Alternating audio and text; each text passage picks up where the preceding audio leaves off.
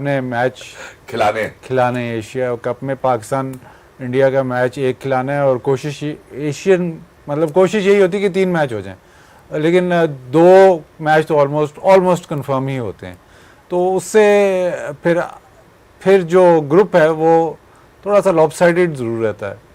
लेकिन असल जो इधर जो टेस्ट होगा वो क्योंकि यूएई में है तो किसी मोस्टली जो टीम्स हैं, ये जितनी भी टीम्स आप देख रहे हैं उनको कंडीशंस वो सूट करती हैं, जहाँ पे ज़्यादा बाउंस ना हो, जहाँ पे बहुत ही स्पेशली इंडिया के अलावा जितनी टीम्स हैं ऐसी पिचेस ना हो जहाँ पे रन ज़्यादा हों, वो बाकी टीमों को थोड़ा सा सूट करती हैं। लो स्कोरिंग गेम्स जितनी भी बाकी टीमें उनको सूट करती हैं, तो वो इंटरेस्टिंग है। वो थोड़ा गैप अगर आप वैसे एनालिसिस करें या वैसे देखते हैं प्लेयर टू प्लेयर एनालिसिस करें या टीम की एनालिसिस करें तो एक टीम इंडिया ज़ाहिर है वो बाकी टीमों से आगे ही नज़र आती है, बट वो कंडीशंस वो वेरिएबल लेके आते हैं और वो शायद उस वजह से थोड़ा सा हालांकि इंडिया चैंपियंस ट्रॉफी सारी दुबई में खेला और जीत गया, लेकिन एशियन टीमों को थोड़ा सा उधर फायदा जरूर है। एशियन टीमों को वहां पे ऑब्वियसली एडवांटेज जरूर होगा। मेरे ख्याल में जो एक और चीज पूछने की है वो ये कि दोनों ग्रुप में आपको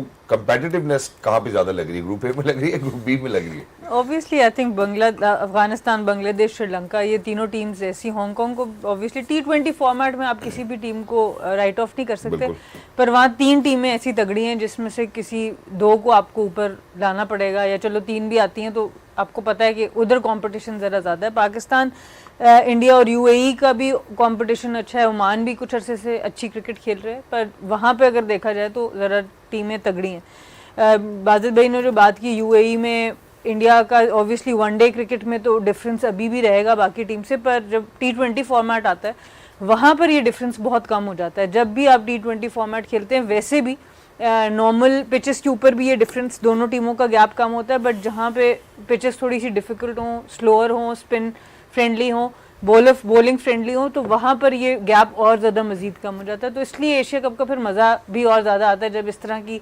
जगह पर हो, यूएई में हो, श्रीलंका में हो, जहाँ पर थोड़ा सा टर्न और स्पिन आपको नज़र आ रहा हो। तो obviously I think Pakistan India को तो आपको खिलाना है। एशिया कप को मद्देनजर रखते हुए बड़े प्लेयर्स ने बॉयकॉट किया लेजेंड्स लीग का।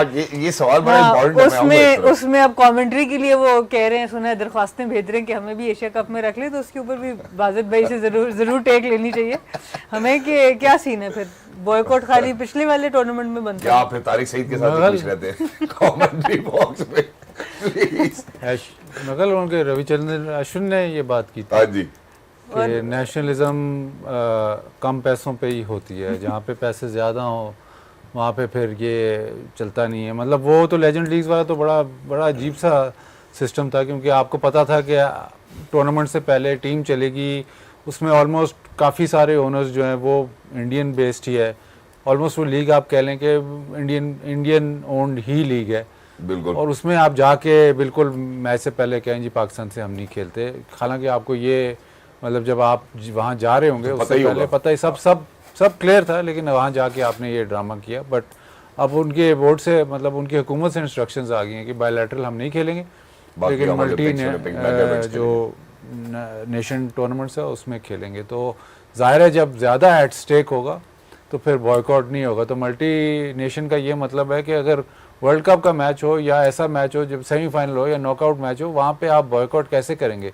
क्योंकि पीछे जो आवाम है वो आपको वर्ल्ड कप जीतना चाहती है और आप कहेंगे कि हम इनसे खेलते नहीं है, हम फॉरफिट करते हैं मैच, तो ये पॉसिबल नहीं है। तो ये पॉसिबल नहीं है, इसका मतलब है जितने भी लोग जिनके जहनों में शायद ये सवाल घूम रहे थे, मेरे ख्याल आपको एक बखूबी बेहतरीन सा जवाब जो है बाज़ी खान साहब ने दे दिया। गवर्नमेंट उनकी पॉलिसी रूल आउट कर दी है कि बायलैटरल्स हम नहीं खेलेंगे, बाकी जो मेगा टूर्नामेंट्स होंगे, ओलंपिक्स में होंगे, जो मल्टी नेशन जैसे भी बाज़ी भाई ने बात की।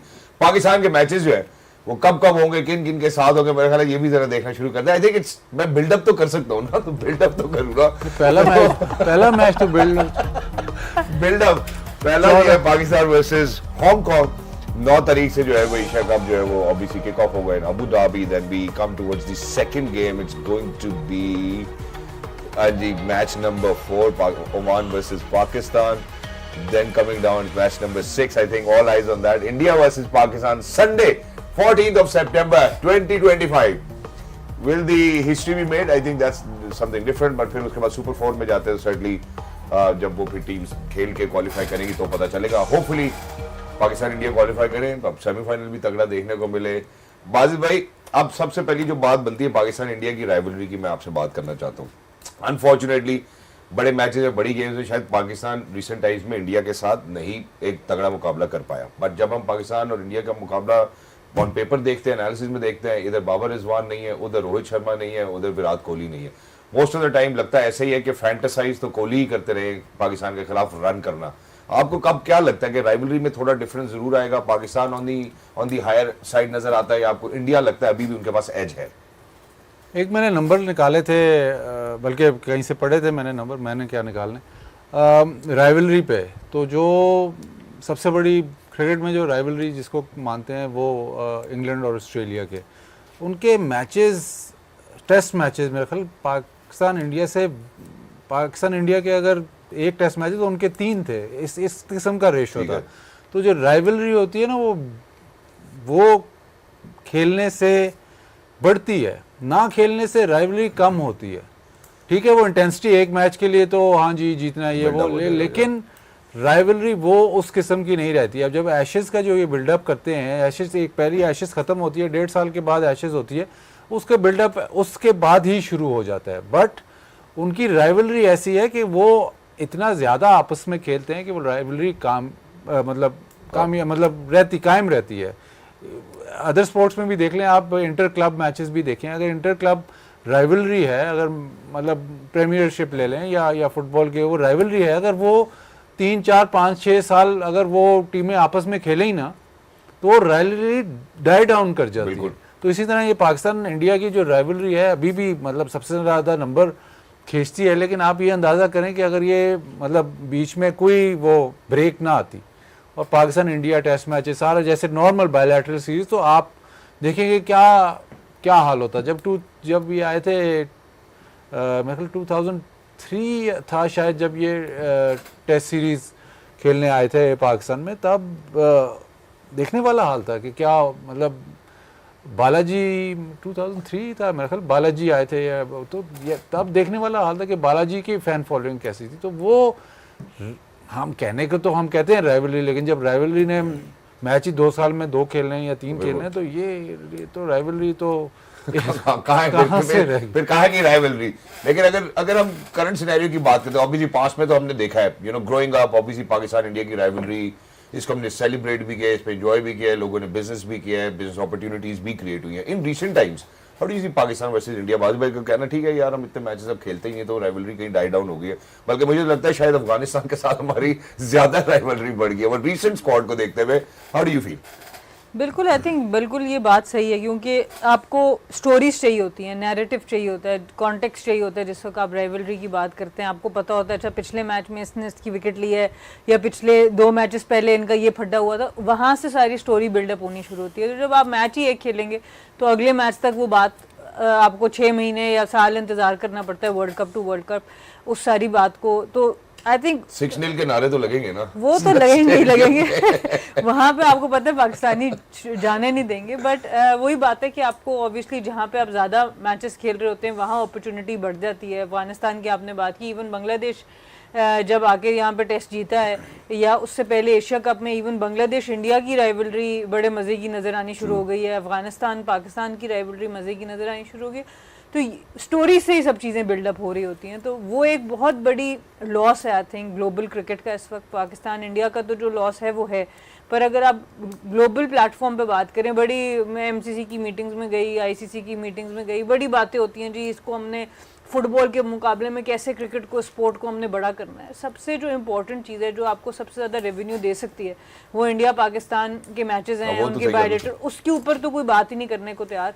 उसके अलावा इधर उधर की बातें हम सारे कर रहे हैं। सो इट्स मतलब अनफॉर्चुनेट है कि हम पॉलिटिक्स और स्पोर्ट्स को मिक्स करते हैं। इधर से आप स्टार्स बना सकते हैं, यहाँ से हीरोज़ बनते हैं और सालों साल बनते रहे, बट आज की जनरेशन को हम महरूम कर रहे हैं उस चीज़ से। बस वही बात है, 6-7 महीने इंतज़ार करो, साल इंतज़ार करो, वर्ल्ड कप में 1 मैच खेलो, 2 मैच खेलो और आगे निकल जाओ, तो वो मज़ा नहीं है। अगर आप इसी को थोड़ा सा नॉर्मलाइज कर लें तो आई थिंक बहुत ज़्यादा इंटरनेशनल क्रिकेट को भी फ़ायदा हो सकता है और पाकिस्तान इंडिया के प्लेयर्स को भी बहुत फ़ायदा हो सकता है। एग्जैक्टली, विच इज भाई जहाँ पे मैंने अभी रोहित शर्मा की, विराट कोहली की बात की। विराट कोहली ऑब्वियसली शौक है उनको पाकिस्तान के खिलाफ रन करने का, अब नहीं है। तो जरा इंडिया का जो एशिया कप के लिए स्क्वाड है, मैं उस पर जरूर नजर डालना चाहता हूँ। मैं देखना चाहता हूँ कि जरा अब इंडिया की टीम कैसे लगती है without Rohit and Kohli. So sky जो है वो कप्तानी करेंगे, उसके बाद शुभमन गिल जो है वाइस कप्तान होंगे, संजू सैमसन विकेट कीपर, जितेश शर्मा। जी बाज भाई, how do you see it? Few देखिए, प्लेयर तो ये सारे बहुत मतलब हाई क्लास प्लेयर्स हैं। कोई इनमें से आप अगर ये सारा स्क्वाड देखेंगे तो कोई ऐसा प्लेयर नहीं आपको लगेगा कि जी ये उस कैलिबर का नहीं है। लेकिन जाहिर है वो जो रोहित शर्मा और विराट कोहली स्पेशली इस हाई इंटेंसिटी गेम में जो लेके आते थे, वो इनको थोड़ी सी कमी वो ज़रूर महसूस होगी।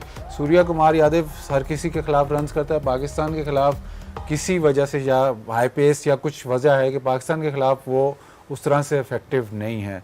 दूसरा, इनकी कॉम्बिनेशन देखनी पड़ेगी। आप विराट कोहली और रोहित की तो बात कर रहे हैं, जो सबसे एक जो बहुत बड़ा इनकी टीम को जेल करता था वो जडेजा था। जडेजा का ना होना एक इशू ज़रूर है। अक्षर पटेल ज़रूर हैं, लेकिन जडेजा पूरा आपको एक मतलब जिस टाइम बैटर भी और बॉलर भी, प्लस जो सबसे बड़ा उसका एक्स फैक्टर था वो फील्डिंग।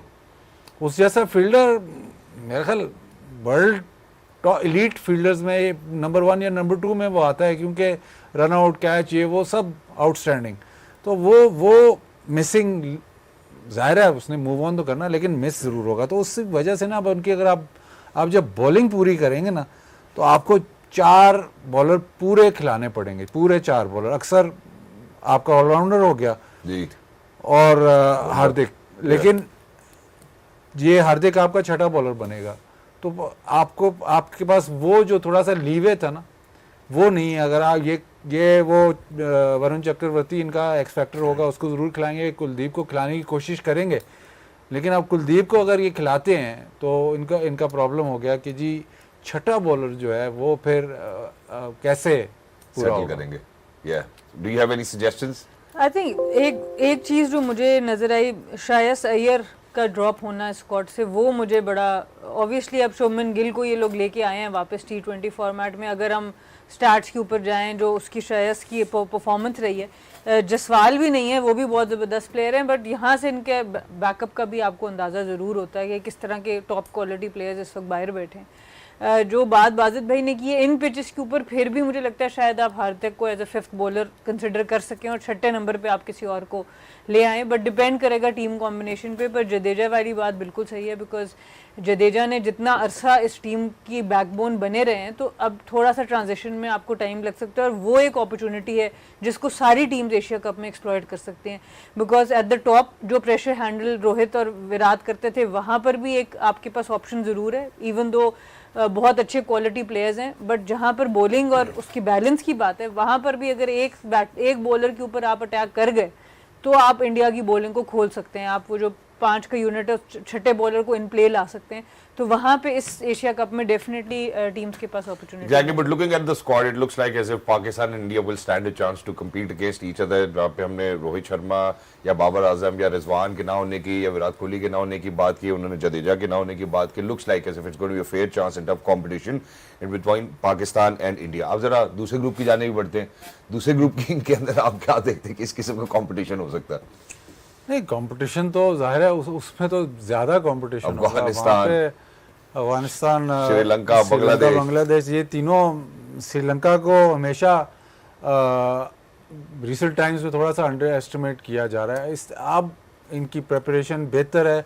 इस टूर्नामेंट में जो आएंगे मेरे उनकी कॉम्बिनेशन भी थोड़ी सी बेहतर हैं, क्योंकि उनकी टीम थोड़ी अब लग रही है कि कुछ सेटल्ड टीम बन गई है। तो वो श्रीलंका इन कंडीशंस में डिफ़िकल्ट होगा। अफगानिस्तान बहुत ही डिफ़िकल्ट होगा। अफगानिस्तान का जिस दिन हुआ तो वो तो अब वो ज़माने नहीं रहे कि जी अफगानिस्तान ने बड़ी टीम को हराया तो हम कहें अपसेट है। अब तो अफगानिस्तान आए दिन हर किसी को हराता है, तो वो अब ऑलमोस्ट वाइट बॉल में स्पेशली इक्वल उस फुटिंग पे है। तो अफगानिस्तान बहुत dangerous time. Bangladesh recent Bangladesh से जब वो बाहर निकलते हैं तो थोड़ा सा उनको डिफिकल्टी होती है। इशू होती है, लेकिन यूएई में ये फ़ायदा है कि बॉल यहाँ तक नहीं आएगा, बॉल नीचे ही रहेगा, तो उनके जो बैटर्स हैं वो भी थोड़ा सुकून में रहेंगे। बट ये देखना होगा कि उनके बॉलर्स जहाँ पे बॉल ज़्यादा हिलेगा नहीं, वहाँ पे मुस्तफीज़ के अलावा बाकी जो बॉलर जो हैं वो कैसे एग्जैक्टली जहाँ पे बांग्लादेश जो हमने सीरीज देखी थी वहाँ पे बॉल काफ़ी कुछ कर रहा था, तो वहाँ पे तो ठीक है, पर जहाँ पे थोड़ा सा खुद करना पड़ेगा वहाँ पे थोड़ा प्रॉब्लम होगा, वहाँ पे थोड़ी डिफिकल्टी हो जाएगी, शायद चैलेंजिंग कंडीशंस भी होंगी। लेकिन जहाँ पर पिच अलाउ करेगा वहाँ पे keeping in mind Bangladesh, Sri Lanka, Afghanistan spins heavy wickets हैं और इनफैक्ट टीम्स हैं। How do you see Hong Kong बेचारा कैसे सर्वाइव करेगा उनके बीच में? देखिए हांगकांग की ऑब्वियसली कोशिश होगी वो एक या दो अपसेट्स, एक अपसेट तो करने पे जाएं, बट टू बी फ्रैंक इन तीनों का ही मेन कंपटीशन होगा क्योंकि दो ही टीम्स ने आगे जाना है। तो आप किसी वक्त भी लीनियंट नहीं हो सकते, सब हांगकांग को टारगेट करेंगे कि उसके ऊपर तो बड़े मार्जिन से मैक्सिमम रन्स बनाओ, और उसके बाद फिर अगर कोई मैच ऊपर नीचे हो भी जाता है तो नेट रन रेट हेल्दी रखना चाहेंगे। तो उस ग्रुप के अंदर आप शुरू से नेट रन रेट और उन सब चीज़ों के ऊपर आपका ध्यान बहुत ज़्यादा होगा। जब भी आप ऐसे ग्रुप का हिस्सा होते हैं आपको ये बात पता होती है शुरू से। तो इसमें आई थिंक अफगानिस्तान को ये एज बहुत अच्छा होगा कि वो उन्हीं कंडीशंस में पाकिस्तान यूएई के साथ ट्राई सीरीज खेल के एशिया कप में जाएंगे। तो ये एज अफगानिस्तान, वैसे भी बाजिद भाई कह रहे हैं होम ग्राउंड है उनका यूएई और शारजा, दुबई और अबू धाबी है, ये तो चलें करीब करीब ही है, लेकिन स्टेपल फूड भी मिलता है, स्टेपल फूड तो उधर भी मिल जाएगा ना, दुबई और अबू धाबी में मिल जाएगा इजीली। चले मैं आपसे पूछता, जैसे चूंकि आपने खुद कहा ब्रेक में जाने से पहले कि किसी को राइट ऑफ नहीं करते, ग्रुप बी में आपकी दो टीम्स कौन सी है? ग्रुप ए तो चलो एविडेंट है, Pakistan India, we want that. आप हांगकांग कर रहे हैं, हांगकांग में 9 तो देसी प्लेयर होंगे, तो स्पिन सेवी आप रहने दें। मेरे ख्याल दो हांगकांग के 2 प्लेयर होंगे टोटल, बाकी सारे जो इमिग्रेंट्स होंगे या पाकिस्तानी या इंडियन। चले अगर जिसमें श्रीलंका, बांग्लादेश और अफगानिस्तान की बात करें, ऑब्वियसली जरा स्पिन सेवी हैं। बाजी भाई का कहना यह था कि हांगकांग में भी लड़के तो सारे यहाँ से ही गए, तो जरा देख लेते एक नजर कि हांगकांग की नुमाइंदगी कितने पाकिस्तानी लड़के कर रहे हैं। हाँ जी बाजी भाई आप बता दें मुझे, ये पहला ही नाम जो आप पढ़ रहे हैं ना, ये कहाँ का है लड़का? यहाँ चन्नू का नहीं, अच्छा नहीं है, ये रावलपिंडी का लड़का है। ओके, ये रावलपिंडी से खेल के गया है, ठीक है, लेफ्ट आर्म स्पिनर। ये बहुत डिसेंट ऑलराउंडर है। बाकी आप जितने नाम पढ़ लें, बाबर हयात, ज़िशान अली, निज़ाकत खान, नसरुल्लाह राणा, एक ये मार्टन कोटजी और एक ये मैंने आपको कहा था ना 2 अंशुमन रात और ये चल्लू, ये शायद ना हो। बाकी ये सारे किंचित शाह भी नहीं होगा। नहीं, ये सारे इंडियन पाकिस्तानी, इंडियन पाकिस्तानी, मोहम्मद वहीद, अनस खान, वाह। तो आप चेक कर ले, ये एहसान खान भी ऑफ स्पिनर जो है, ये तो इस्लामाबाद का है।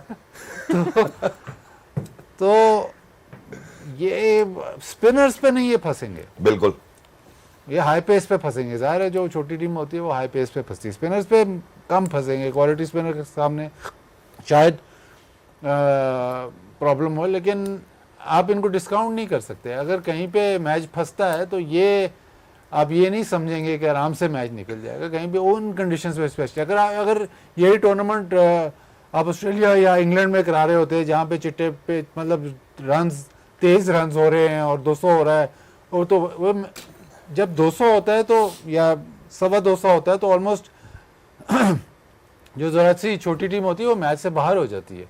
बट यूएई में बहुत रेयर होता है कि बैटिंग से टीम एक मैच से बाहर हो जाए, दूसरी टीम की बैटिंग से आप मैच से बाहर हो जाएं। यूएई में तो अगर आप 70-80 या 100-110 पे आउट हो जाएं, चलो जी उनकी बॉलिंग ने आपको मैच से बाहर कर दिया। लेकिन अगर आप पहले बॉलिंग कर रहे हैं, बहुत रेयर है कि अगली टीम 240-230 कर जाए और आपको मैच से बाहर कर जाए। तो वो क्लोजनेस, मतलब वो फैक्टर जो है वो यूएई में ऐसी टीमों को भी थोड़ा सा फेवर इसलिए करता है कि आप 160 जब आप देखते हैं, ठीक है मुश्किल पिच है, बट 160 कहीं एक लड़के ने कोई बहुत अच्छी इनिंग खेल की तो आप 160 के करीब पहुंच जाते हैं। 200 आप देखते हैं तो फिर 3-4 लड़कों को कंट्रीब्यूट करना पड़ता है, एक लड़का अकेला नहीं कर सकता, तो फिर इन टीमों के लिए मुश्किल हो जाता है। फिर इन टीमों के लिए मुश्किल हो जाता है। तो दो टीम्स, वो आपने जवाब नहीं दिया कि आप ब्रेक पे चले गए। इस ग्रुप में आपकी दो टीम्स कौन सी है? मेरी दो टीम्स इस ग्रुप में, अब आप राइट ऑफ नहीं कर रहे हाँ, हो, write लेकिन off हम नहीं कर रहे, मैचेस but खेलने के आप- बाद की बात कर रहे हैं। क्विज शो शुरू हो गया। अफगानिस्तान और श्रीलंका, I think अफगानिस्तान और ये श्रीलंका। दो टीम्स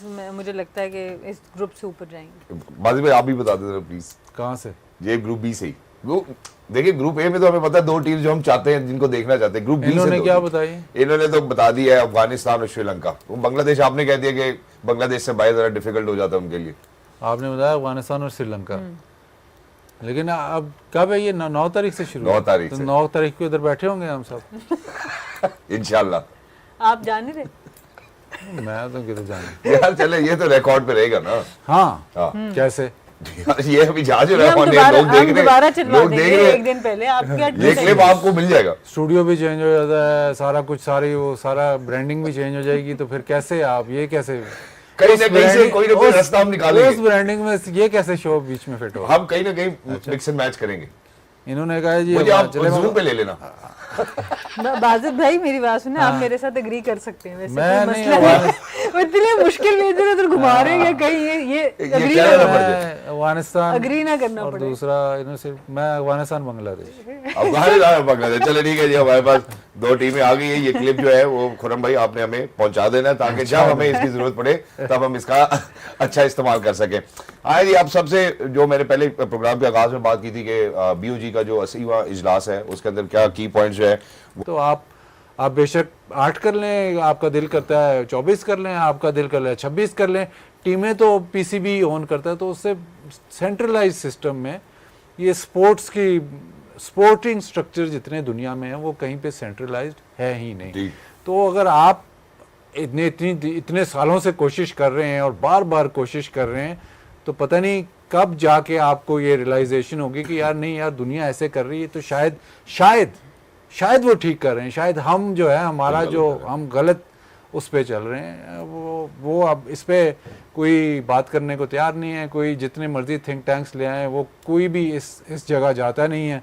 आप हाई परफॉर्मेंस सेंटर में जितने मर्जी बंदे लगा लें, आर्टिफिशियली आप जितना मर्जी इंजेक्ट कर लें, जब तक आप लोकल पॉपुलेशन, लोकल लोग नहीं इन्वॉल्व होते, जब तक क्लब क्रिकेट लोकल वाले लोग उनके हाथों में नहीं होती, जब तक उनकी फर्स्ट क्लास टीम नहीं होती, जब तक वो ऑन नहीं करते, तो वो प्रोग्रेशन जो आप हाई क्वालिटी क्रिकेट वो पॉसिबल ही नहीं है। क्योंकि एक एंटिटी पूरे पाकिस्तान की क्रिकेट, हर चीज़ हर जगह जाके सिलेक्शन ग्राउंड ये वो, एक एंटिटी उसको चला ही नहीं सकती। ये पॉसिबल, ह्यूमनली पॉसिबल नहीं। सो जो आर्टिफिशियल आपने जो अभी बाजू भाई ने बात की, आर्टिफिशियली अगर आप इसको इंजेक्ट करेंगे, ऑब्वियसली वो आपको रिजल्ट नहीं मिलेगा जिस क्वालिटी की आप क्रिकेट देखना चाहते हैं या एंटिसिपेट करते हैं। एक और चीज़ जो इन्हें लोकल कम्युनिटी के हवाले से की, अगर ये फैसला BOG में करते हैं कि भाई हम डोमेस्टिक क्रिकेट जो है वो टेलीवाइज भी होगा, दिखाया भी जाएगा, प्लेयर्स को एडवांटेज तो होगा इसका। एब्सोल्युटली, वो तो इसमें तो कोई दूसरी राय नहीं है। जब भी क्रिकेट को टीवी पे दिखाया जाता है, आपके अंपायर्स की परफॉर्मेंसेस स्क्रूटनी में आते हैं, आपके प्लेयर्स की परफॉर्मेंसेस आती हैं, एक्स्ट्रा एफर्ट प्लेयर खुद लगाता है, चाहे वो बॉलिंग में हो, चाहे बैटिंग में हो, चाहे फील्डिंग में हो, तो एकदम से स्टैंडर्ड ऊपर चला जाता है, इसमें कोई शक नहीं।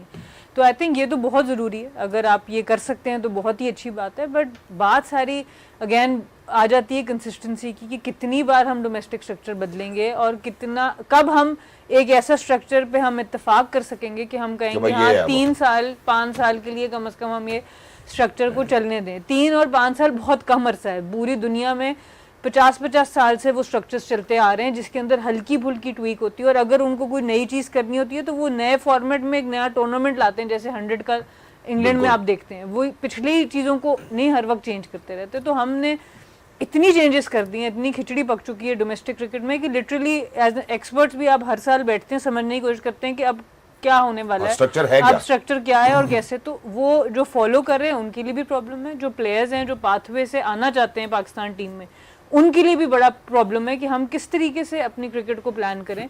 प्रोफेशनल प्लेयर अपना हर महीना अपनी हर चीज़ उसको प्लान करनी चाहिए, बट यहाँ पर प्लान ही कोई नहीं होता। प्लेयर बेचारा ना छुट्टी प्लान कर सकता है। हम वेलबींग के ऊपर बड़ी एक लंबी हमने कहानी लिखी थी पिछले 1-2 महीने पहले, एक पूरी वो प्रेस रिलीज आई थी पीसीबी की जानिब से। तो मेंटल वेलबींग की सबसे पहली चीज़ ये है आपको कुछ क्लैरिटी तो हो कि छुट्टी कब है, तो आपकी ट्वीट पे भी आ जाती है कि छुट्टी कब है, छुट्टी कब नहीं है। ये भी एक मेंटल वेलबींग की बड़ी इंपॉर्टेंट चीज़ है कि आपको थोड़ी सी कोई अपने टाइम के ऊपर प्लेयर को भी कुछ कंट्रोल हो कि यार ये वाला टाइम मेरा ऑफ है, मुझे पता है, मुझे 6 महीने या 2 महीने पहले पता है। यहाँ तो अभी कहीं पहुंचे होते हैं ऑस्ट्रेलिया या इंग्लैंड, फोन आ जाता है वापस आओ हमने कैंप लगा दिया। इस तरीके से नहीं आप काम कर सकते अभी, बल्कि आपका खिलाड़ी लैंड होता है तो साथ ही अगला फोन होता है कि भाई वापस आ जाओ। अब बाजी में एक और अभी आपने इंडिया पाकिस्तान की राइवलरी की बात की थी कि इंडिया पाकिस्तान की राइवलरी कितनी बड़ी, सारी डिस्कशन पहले सेगमेंट में शायद वो भी पता नहीं सेव हुआ कि नहीं, वो आप बाद में चलाओगे कि नहीं, लेकिन वो सारी डिस्कशन इसी पे थी कि जी इंडिया पाकिस्तान मैच नहीं खेलते। पाकिस्तान डोमेस्टिक क्रिकेट या इवन किसी भी स्पोर्ट में सबसे बड़ी राइवलरी कराची लाहौर, और ये सबसे पुरानी राइवलरी है, वो आपने ख़त्म कर दी। क्यों? कराची लाहौर की आपने टीमें पहले बंद कर दी हैं। अब वो जो जब सिलसिला आप तोड़ देते हो तो फिर वो अगेन राइवलरी डिमिनिश हो जाती है, और राइवलरी स्पोर्ट में स्पेशली बहुत इंपॉर्टेंट है। हम बात करते हैं कि जी ऑस्ट्रेलिया क्यों इतनी कंसिस्टेंटली इतनी अच्छी टीम क्यों है, फिर हम बात करते थे कि West Indies consistently world class team क्यों थी। उसकी 2 वजूहत हैं, मतलब एक ही वजूहत, दोनों की सिमिलर है। साइड करती है। वेस्ट इंडीज़ एज सच एक मुल्क नहीं है, वेस्ट इंडीज़ आइलैंड्स हैं, आइलैंड्स आर सॉवरन। तो वो बेसिकली जब उनका डोमेस्टिक होती थी, तो अभी भी ऐसे ही है, आइलैंड वर्सेस आइलैंड का मैच होता था और वो बहुत बड़ी राइवलरी थी। अगर बारबेडोस से एंटीगा का मैच हो रहा है तो बहुत बड़ी, वो तो मतलब जैसे कि इंडिया पाकिस्तान का मैच है उसी तरह मैच होते थे। तो उस वजह से उस ज़माने में जो खैर उनका इंफ्रास्ट्रक्चर भी, पिचेस भी ठीक थी, बट जब वो काउंटी क्रिकेट खेलते थे तो जो आइलैंड का प्लेयर अगर एक काउंटी से खेल रहा है और दूसरे आइलैंड का दूसरी काउंटी से खेल रहा है तो उनका आपस में बहुत मुकाबला था। तो ये राइवलरी जो है ये आपकी क्रिकेट एलिवेट करती है। ऑस्ट्रेलिया में भी काफ़ी अरसे तक जो स्टेट्स थे वो इंडिपेंडेंट थे, तो जो स्टेट वर्सेस स्टेट मैच होता था, अभी भी उनका वही है, मतलब 6 स्टेट्स हैं, तो स्टेट वर्सेस स्टेट मैच होता था, उसकी बहुत बड़ी राइवलरी थी क्योंकि वो इंडिपेंडेंट एक कंट्री कह लें वर्सेस एन इंडिपेंडेंट कंट्री कह लें। ये रिसेंट जाके फिर वो चेंज हुआ, बट अभी भी वो जो स्टेट राइवलरी है वो बहुत ज़्यादा है। तो जब आप उनके डोमेस्टिक क्रिकेट में या उनके डोमेस्टिक कोई भी स्पोर्ट में जब मैच होता है तो वो राइवलरी कॉम्पिटिशन, और फिर अगर वो आप मैच हार जाते हो तो फिर वो जो दूसरे स्टेट का बंदा है वो आपको याद करवाता है। तो आपने पाकिस्तान में एक ही बड़ी राइवलरी बनी थी कराची लाहौर सबसे पुरानी, वो आपने ख़त्म कर दी क्योंकि आपका वही नहीं टिकता। आप कहते नहीं जी 6 टीमें कर दो, इनके नाम चेंज कर दो, फलाना कर दो, फलाना कर दो, ये कर दो, वही नहीं। फिर बीच में थोड़े अरसे के लिए जब इस्लामाबाद की क्रिकेट थोड़ी सी बेहतर हुई तो रावलपिंडी इस्लामाबाद की थोड़ी सी, रावलपिंडी फिर भी सुपीरियर था लेकिन थोड़ी सी राइवलरी शुरू हुई, बट वो भी खत्म हो गई क्योंकि आपने फिर ये रीजन्स ये वो रिवैम्प कर दो, चेंज कर दो। तो जब आपने ये काफ़ी सारी चीज़ें होती हैं ना, मतलब आपने ये कर दिया कि यानी हम टॉप 6 टीमें बना लेंगे, वो टॉप 6 टीमें आप तो आप बना लेंगे, वो बोर्ड सेलेक्ट कर रहा है, उसमें जो प्लेयर इंडिविजुअली परफॉर्म करने आ जाएगा लेकिन उसका टीम से कोई ताल्लुक नहीं है क्योंकि वो तो बोर्ड ने ये 6 टीमें हमने 150 बंदा सेलेक्ट कर लिए, ये हमने 6 टीमें बना ली, उसका अपनी टीम से कोई एफिलिएशन नहीं, ज़ीरो एफिलिएशन है।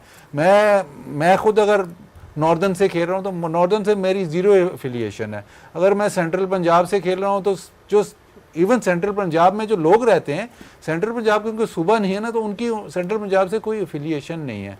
इसी तरह वो राइवलरी फिर कैसे डेवलप हो। तो आप कहते हैं जी कि जी डोमेस्टिक क्रिकेट का एक तो क्वालिटी ऑफ क्रिकेट है वो रेज होनी चाहिए। क्वालिटी ऑफ क्रिकेट कैसे रेज हो, जब कंपेटिटिव क्रिकेट के साथ ही होगी। हाँ, कंपेटिटिव क्रिकेट आएगी कैसे, जबरदस्ती नहीं आ सकती। मैं नहीं कहता शहजाद तेरा मेरा मैच है, हम आपस में, लोग तो कहते थे हम बहुत एक दूसरे के खिलाफ हैं, काफ़ी लोग मैसेज करते हैं कि यार वो तो आपकी तारीफें करता है और आप उसको, वो शुएब भाई भी और आप ऐसे, लेकिन है तो दोस्ती ही ना, प्यार मोहब्बत, प्यार मोहब्बत। तो अगर ये राइवलरी जब आपस रेगुलर नहीं होगी तो मजा आपस में अगर मैच खेलेंगे आपस बहुत खून पसीना, ऐसे नहीं होगा। तो वो आर्टिफिशियली आप कोई चीज़ क्रिएट नहीं कर सकते। तो वो पाकिस्तान में ऐसे ही है, जो आता है वो आर्टिफिशियली क्रिएट करते हैं। ये बहुत अरसे से चल रहा है। कभी जेफरी बॉयकॉट आ रहा है, वो 2 हफ्ते का कैंप लगा रहा है, ये बस चल रहा है चल रहा है। ये दुनिया की बातें हैं, ये चल रही मेरा ख्याल है।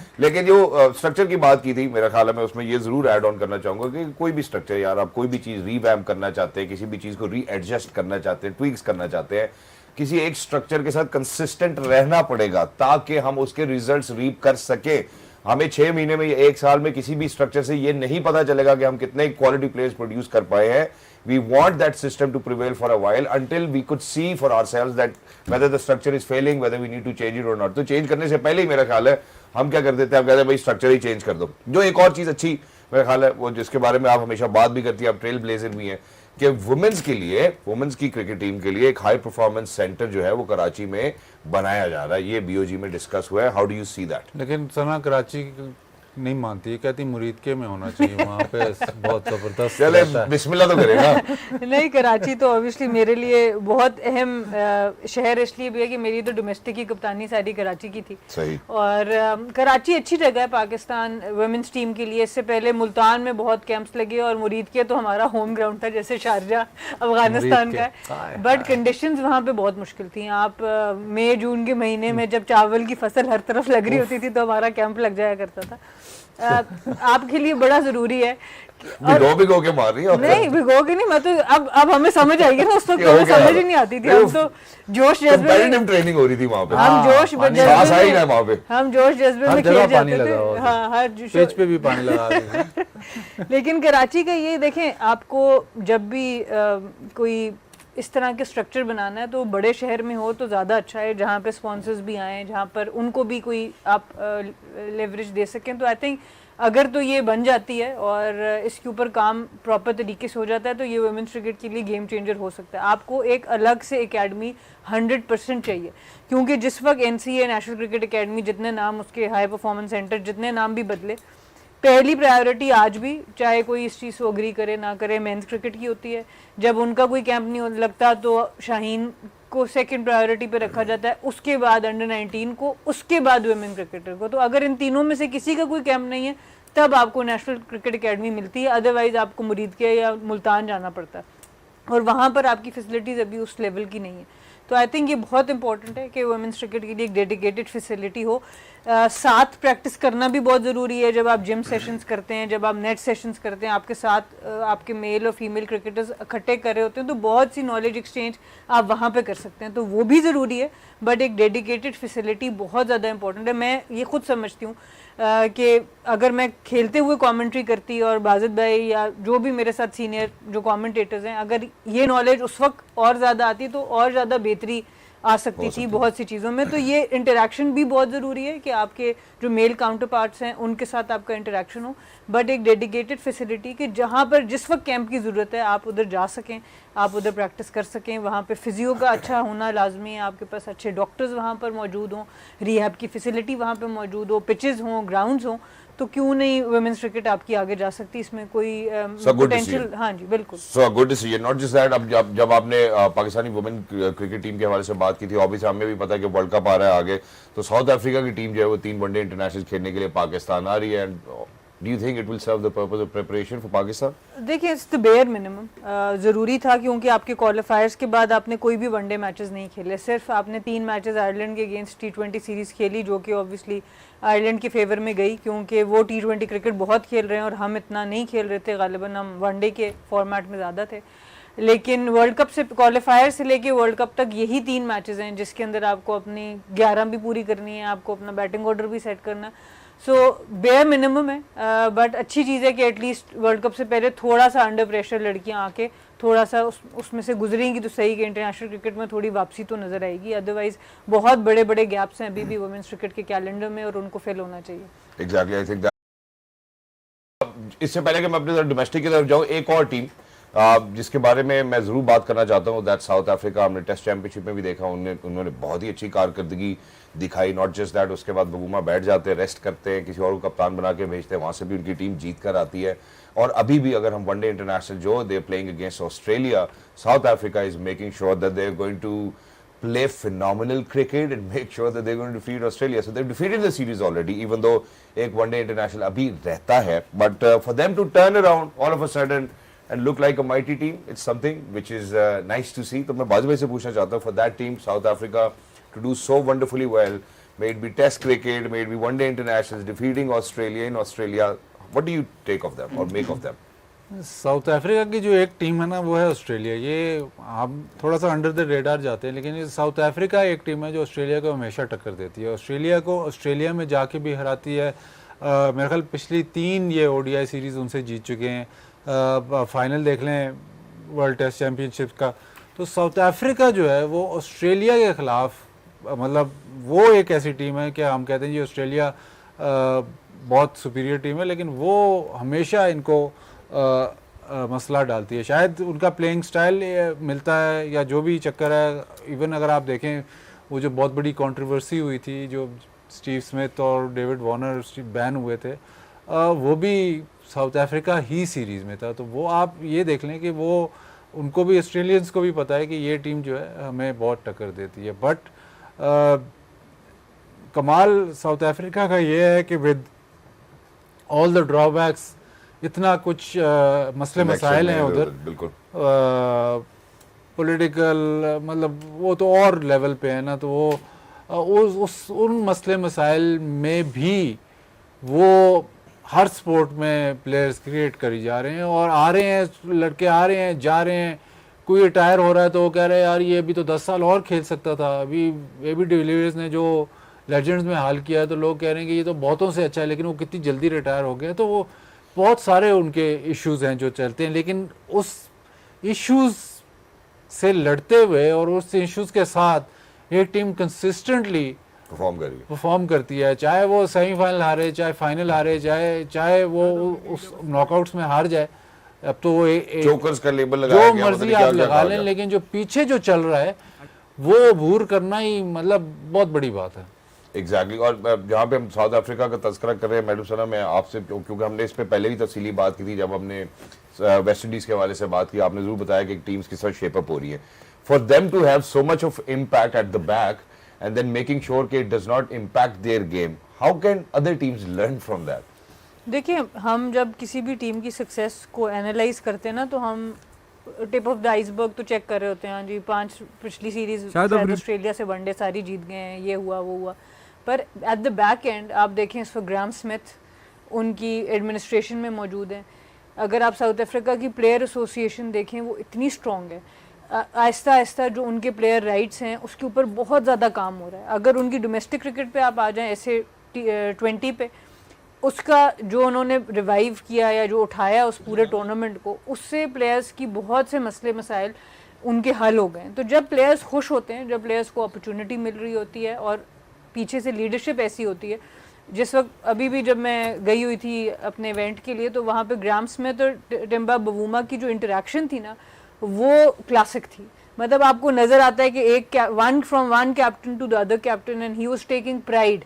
वो इतने खुश थे बवूमा की परफॉर्मेंसेस से. और ये एक कमराडरी होती है जो आप चाहते हैं कि जब कोई बंदा एडमिनिस्ट्रेशन में आए तो वो जो इस वक्त टीम खेल रही है, ना कि उसको सबक सिखाने प्लेयर्स को चला जाए, बट अपने एक्सपीरियंस को उनमें ट्रांसफ़र करे और उनको इस तरह बैक करे कि जैसे आप खुद ग्राउंड पे मौजूद हैं. तो बहुत सी चीज़ें एट द बैक एंड चल रही होती हैं जब कोई टीम इस तरह की परफॉर्म करती है. बहुत से लोगों ने बवूमा के ऊपर बात की, साउथ अफ्रीका ने, स्मिथ ने, जो भी उनके एडमिनिस्ट्रेशन में लोग हैं उनको आपको क्रेडिट देना पड़ेगा, उन्होंने उनको बैक किया. इसी तरह एडन मार्करम, पूरी जो उनकी टेस्ट चैंपियनशिप में आप देखें, बहुत ज़्यादा पाकिस्तान के अगेंस्ट उनकी फॉर्म ख़राब हुई, सारी चीज़ें हुई.